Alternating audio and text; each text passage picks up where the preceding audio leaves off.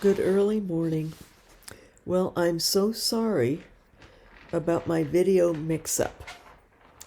I thought I had removed my talk of Father Vincent and his need for a car. I had only intended to have that up for a day because somebody, and I couldn't find their comment then, I didn't go through all the comments looking, had been interested in helping, wanted me to consider a GoFundMe or something.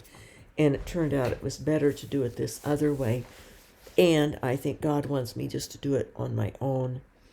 I will work it out. And that's my personal priority, to help him. So I thought I had taken down that video totally.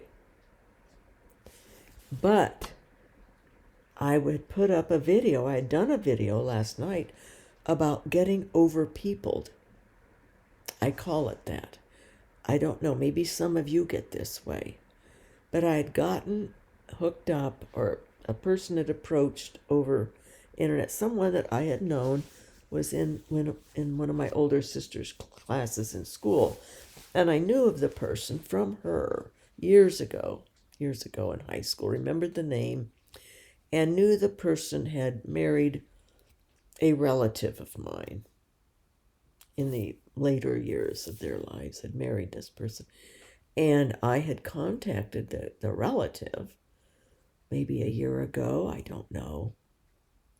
But everything got messed up in my getting over peopled.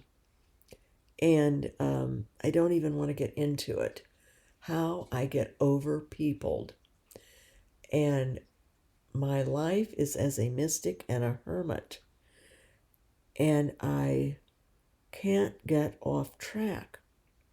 I just cannot.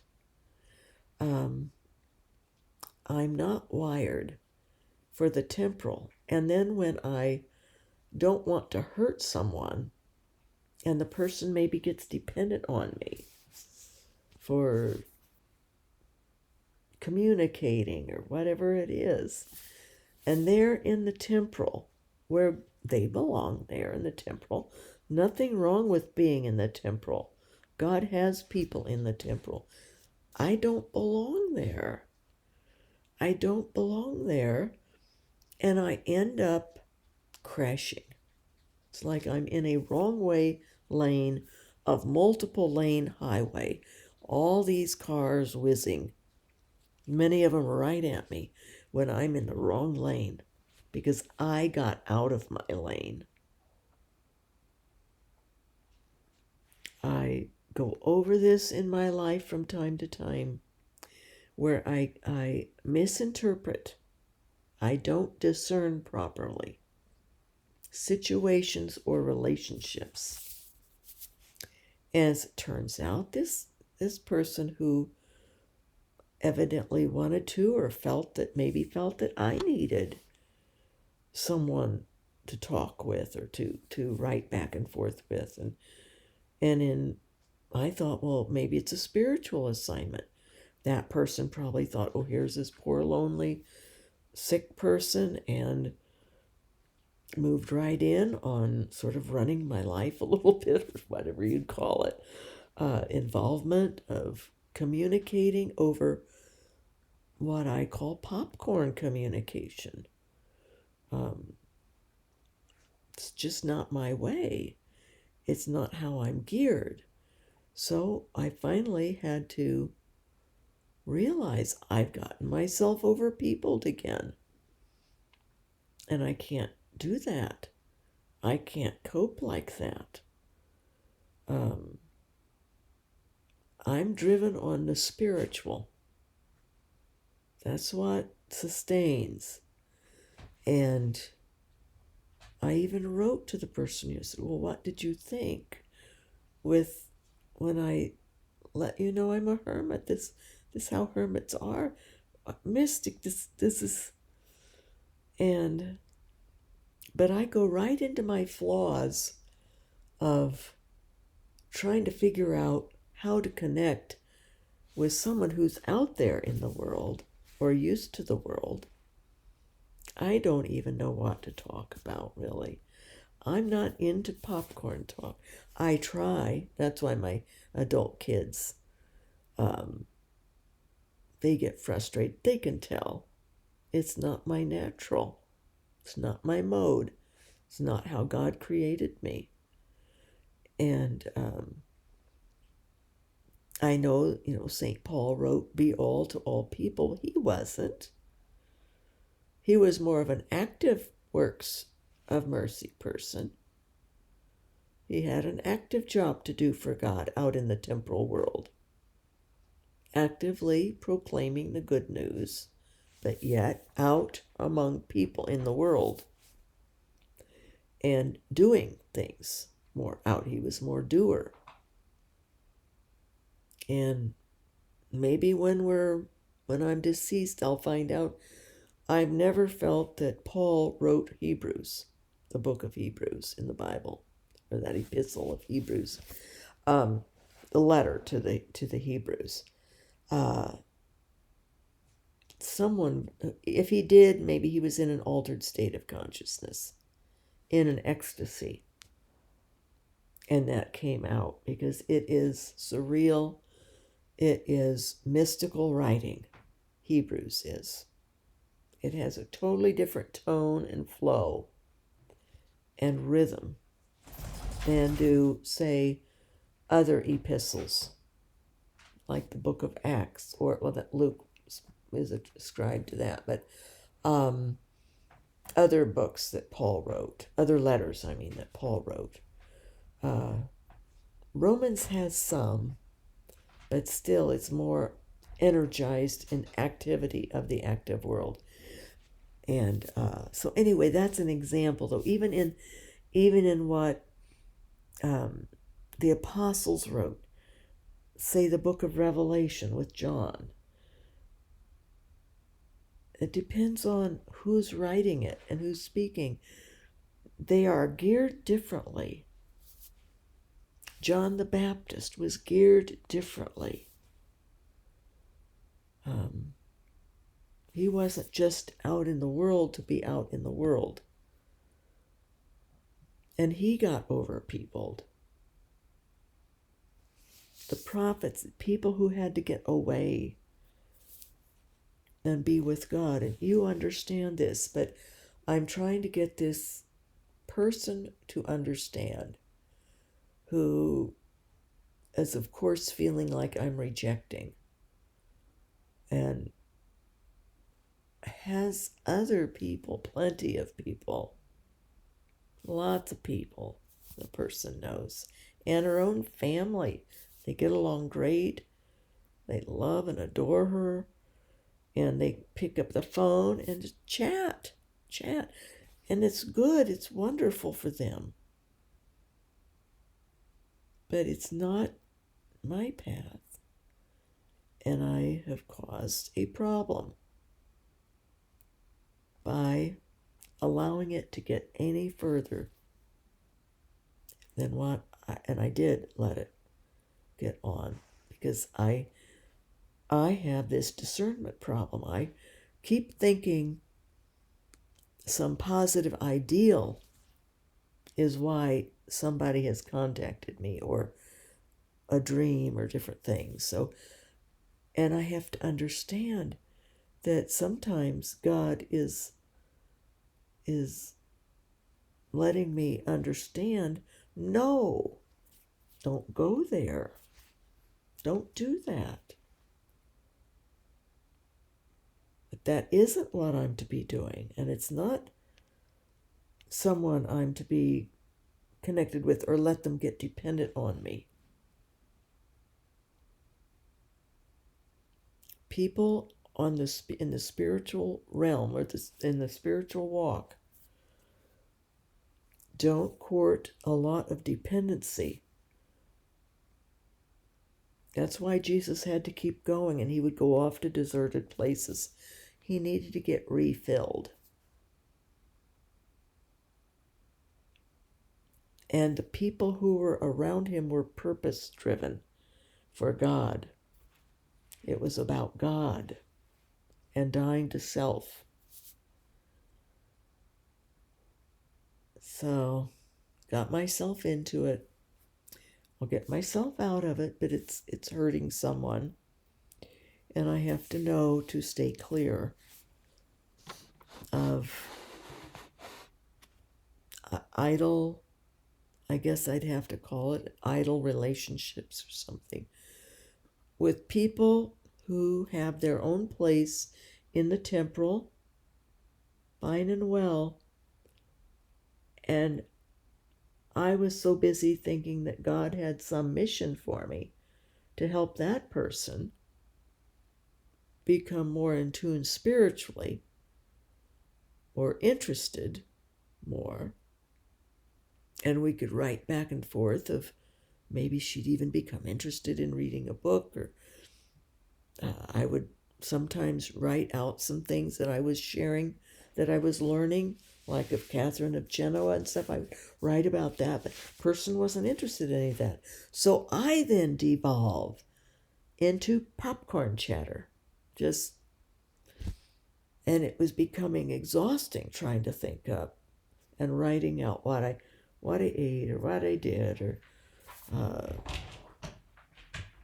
what she'd want to know what that appointment was about and all that, and then would give all this input. Well, no, I think it's this. It's definitely, you don't have that. 70% of the time she'd be totally wrong. That was her background. She'd been in that, but retired and a nurse and stuff. So I know that probably that caring personality, and as she put it, I just being a friend. She was being a friend. That's what friends do. They just chit chat about what they do all day, or what they do and what they talk about. So when I'm trying to do that, though, what do I have? Well, what do you talk about? People and things. That's the temporal. People and things. And for me, I don't have many people, but so then it gets into painful things, painful people. And then all the more. Or things that, what do I have? The person then on that, the other people think then that, well, this poor person here has nothing and needs me all the more to help. So here comes more temporal chatter. And I'm worried about you didn't check in this morning. I'm not used to that kind of dependency. I can't take it. I get over peopled. I need time up the mountain, big time. Or I've been wanting to do this chapter on discernment.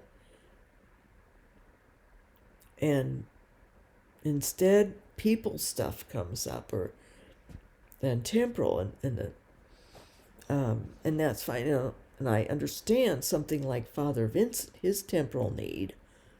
That's a priority stopper right there. That's a human life who needs help. And prayers too, that he'll heal, that his very damaged lungs and bronchial airways and throat and things will heal fully, and that this won't cause him major lung problems for the rest of his life, because his ministry counts on his health and his ability to get around and not be seriously ill from driving through heat in dust storms in this poor area of Nigeria with a car with the air conditioning gone and the engine problems happening. So that's a priority. And see, this other person of the temporal world immediately is pressuring the temporal view. Oh, no, don't look out for yourself. Who's looking out for a person who has no means of any money at all? None. So his community is poor as church mice, and they are helping their own in Nigeria, helping to educate. They have these boarding schools for kids, boys and girls. Now he's been sent off to this one out in a very rural, poor area in another state called Omu or Obu State or something like that. He was in River State. No, I've got my priorities right on that. Die to myself, pick up the cross, help those in need, then deny myself. I'm doing fine. This place doesn't have to be finished. Oh. And not with this person who's getting worse and worse. More volatile. No. I'm having to draw the line. And it'll force me to do more of the work. It might take me a long time, but who cares? God doesn't care if I finish this place or not. I was only trying so I would have free and clear in case I needed a nursing home, which I likely will need. I don't see how a well-intentioned family member who would like to get this place as an investment then when I'm dead, who has trouble being around me, it triggers bad thoughts of how I'm too much like the ex-husband and all of these blames and criticisms. How's that person going to cope taking care of me in my last weeks and months? Not going to be able to very well. So I'm having to face reality.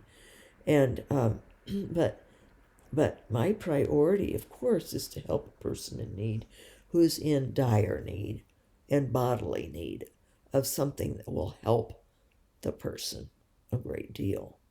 So, but I don't, this is not my life. It's not trying to figure out how to fit in with the temporal and what to talk about to people who are not at all interested in the spiritual. That's what sustains and drives me. And that's what my work is God.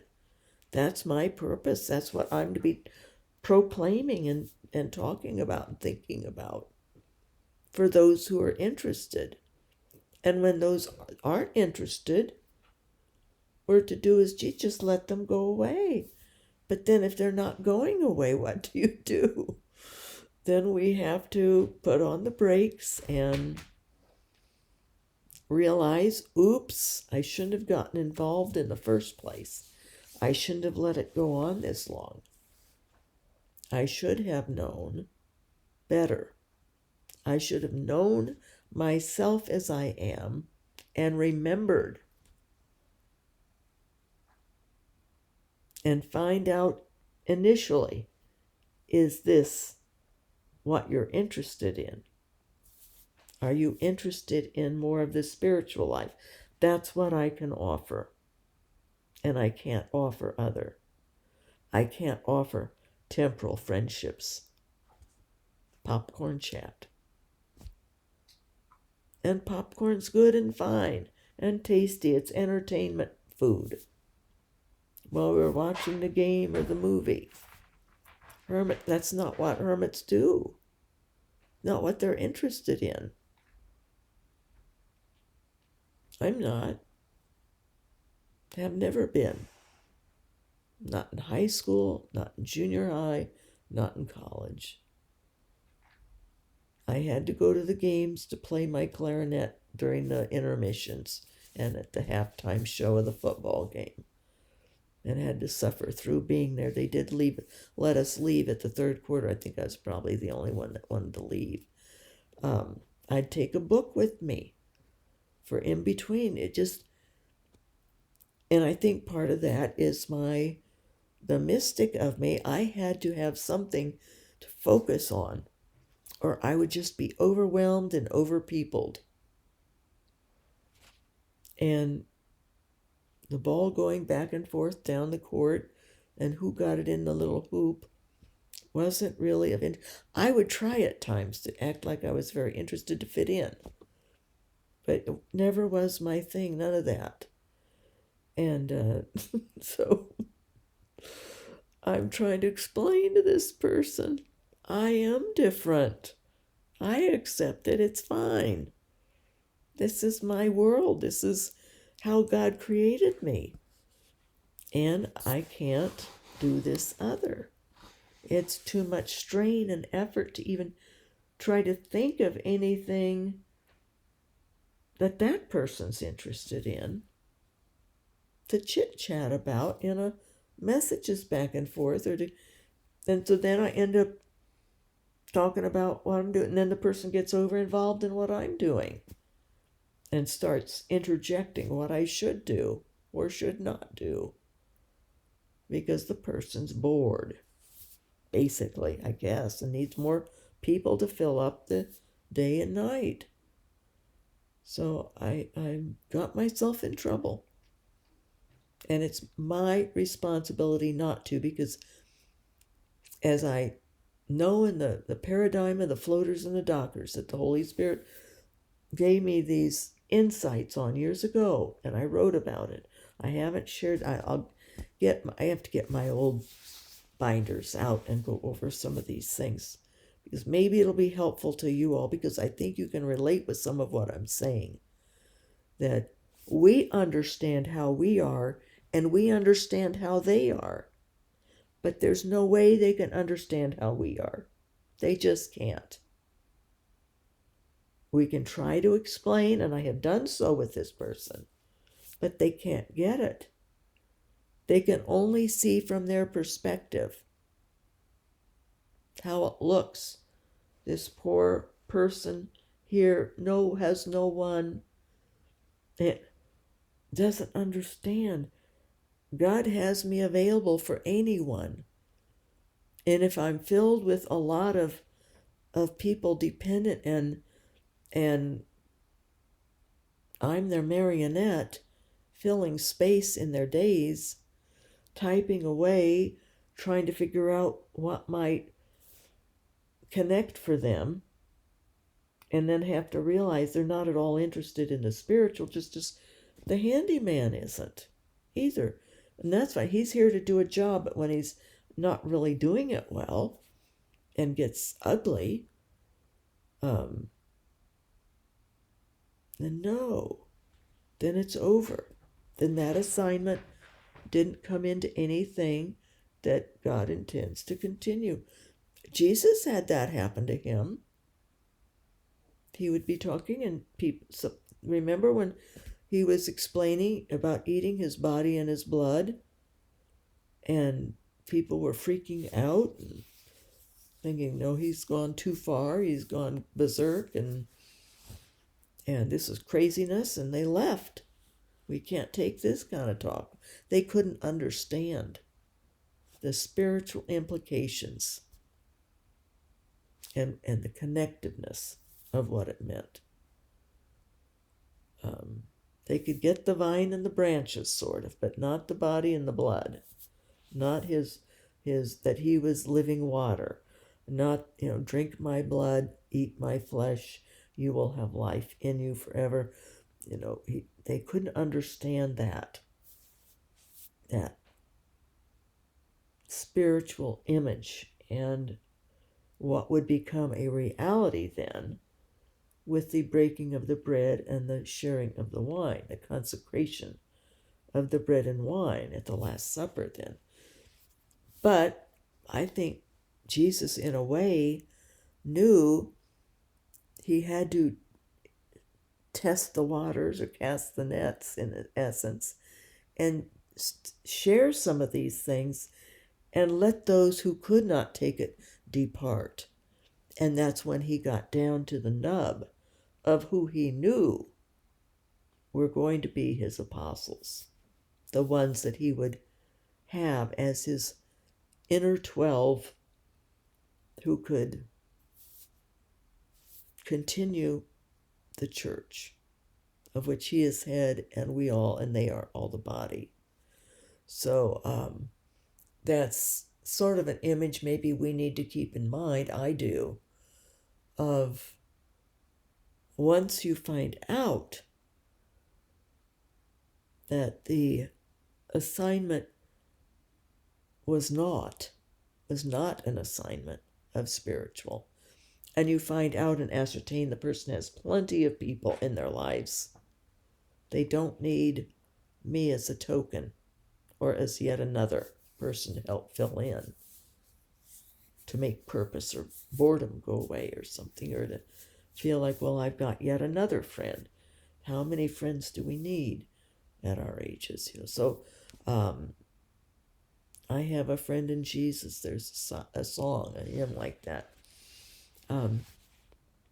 We're prepared. We should be preparing, and I've tried to explain that, especially somebody like this person and me who are in very poor health. So I got myself into it. I got myself overpeopled.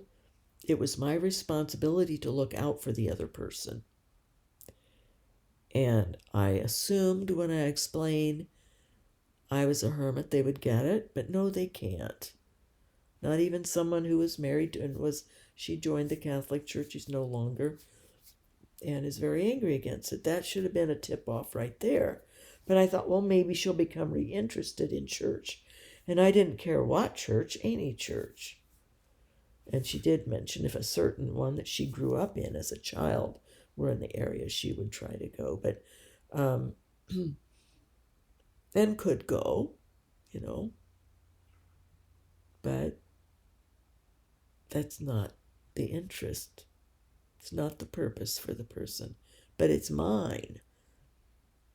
It's a hermit's, it's a mystic's life. All of this is.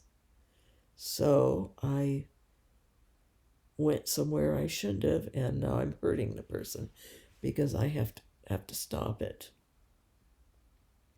I can't do this. And I described a couple other people in my life. One has been a very long time friend and understands where like David. She feels sorry for me and sends me every other week. It's got down to now about every other week a little report of what she does in her life. She's very active, older and well off, and very social, and does a lot of volunteering and things like that. So she writes more of her activities, and they all have good purpose. And I generally write back about what's gone wrong here. What's wrong with the health this week, or every 2 weeks, she'll write, oh, I'm so glad you're feeling better. And I had to write back, well, I was in the ER again, so it's an ongoing problem, and don't worry about it, and thank you. I like to read about your life, and I do. I love to hear about people's lives. It's just that I don't really have anything to contribute of the temporal or of life unless I get into things and people, me as a person or me as a thing or other people. And that just goes into a flaw area then and if I write then about some person like Catherine of Genoa, they're not interested at all. The longtime person wrote, you write about this, your stuff, your mystical, she didn't use mystical, spiritual or whatever, means nothing to me. So I don't bother. I just don't. And it's a perfunctory every other week, back and forth. And her intention is so loving and beautiful of wanting to cheer up my life with what's going on in hers. And I like to know what's going on in people's lives. But the other doesn't really so much. It's just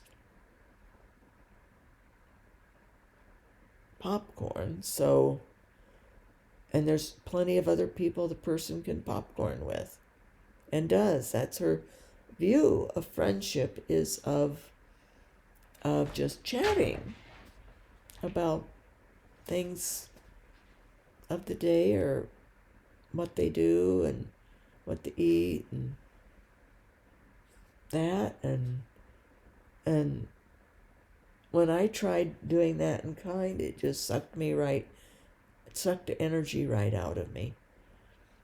And same with having the person here in the space, even that tension and that anger and the inner frustration the person has. I'm too sensitive to that, and he's not at all receptive. He's getting more and more frustrated himself, and more bothered by me too, and what I represent, and that's not good. So have somebody coming to, the person who's coming does bids. Pretty sure it's going to be way too high. When people do bids, it generally is, but we'll find out. And then it will be a matter of a big blow up with the other to, if it isn't too expensive, then. But I'm going to keep some tasks for this new person, just for sanity's sake, for my sake. But it's going to have to be put off, because I have my priority. And the person who I got overpeopled with can't understand that as a priority, and thinks that that's the problem, thinks that the person offended me. That was just the stopping point for me. That was like the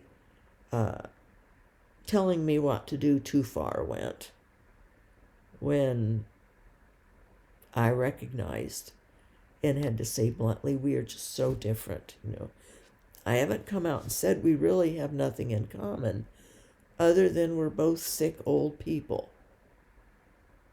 But as far as our interests and our what we do and what we need and how God created us, we don't have. And if the person were interested in, say, yes, I'm interested in some of these things because I realize my end is approaching, but the person's made very clear she's not. So then I realized my error, and it was my fault, because I understand how they are. The temporalites don't understand a mystic or a hermit. They can hear it, nod, oh yeah, hermit, mm-hmm. And even people in the Catholic Church can. But invariably, like bishops that I've noticed that canonically approve and have people in non-hermit type living situations, and they're too young or for the wrong reason, or haven't even observed them, didn't know them more than 3 months, and boom, they're a canonical hermit for life supposedly, but they don't make it, or they are, and they're not evolved morally in a way or something. Then we understand even people who are approving, some don't understand hermit life. So it's one of those things. We have to look out for the others, and I have to not get myself involved, and I did. I'm here struggling to get out of it now, to get out of that situation with the person, to get out of the house situation, to the point where it may end up I just stay in here as is, and what I can get done I do, and wait upon God if somebody happens along who could help me lift some heavy tile that I could cut with a special saw I got. It's like a power saw, hand saw power, but you run hose with water in it to be able to tile cut a big huge piece of tile. And that's how I'm probably going to have to cut these big sheets that I can't lift on my own. Or wait and see if somebody can come along. My grandson was supposed to come yesterday and show me how to do live videos, and didn't come, so maybe his mother didn't let him use the car or something. I don't know. Or he forgot. Within 24 hours, teens can forget easily. I know how that is. I had 3 teens at one time. So God bless his real presence in us, and I'm sorry for the mismatch of my video of the getting overpeopled must have gotten deleted, and the one of Father Vincent that I thought I had deleted was back up. So I'm sorry about that. Some people I think didn't like that, so dropped off, which is fine. We have to know what we're interested in and what we're not. And when my content isn't good and devolves, it's not worth me yapping either. Even about being overpeopled probably isn't helpful to anyone unless you're a hermit and a mystic and get overpeopled yourself. You would understand and relate with this. And how we have to be responsible for others and not let it get going to begin with. Discern better. That's why I'm going to do my next video on discernment. And it'll probably be 2 or 3 because the section's long. I need to shorten these. We'll talk to you later. We've had snow in the night here, so starting to get the few little glimmers of dawn. And thanks for the prayers, and I'm coming to my own realities yet again. I go through this repeatedly, but each time I learn a little more about myself and where I go wrong and end up hurting people I never intended to hurt. But it wasn't going to mix. It wasn't going to work unless the other was interested in the spiritual, because that's my reason for being on earth. That's my purpose.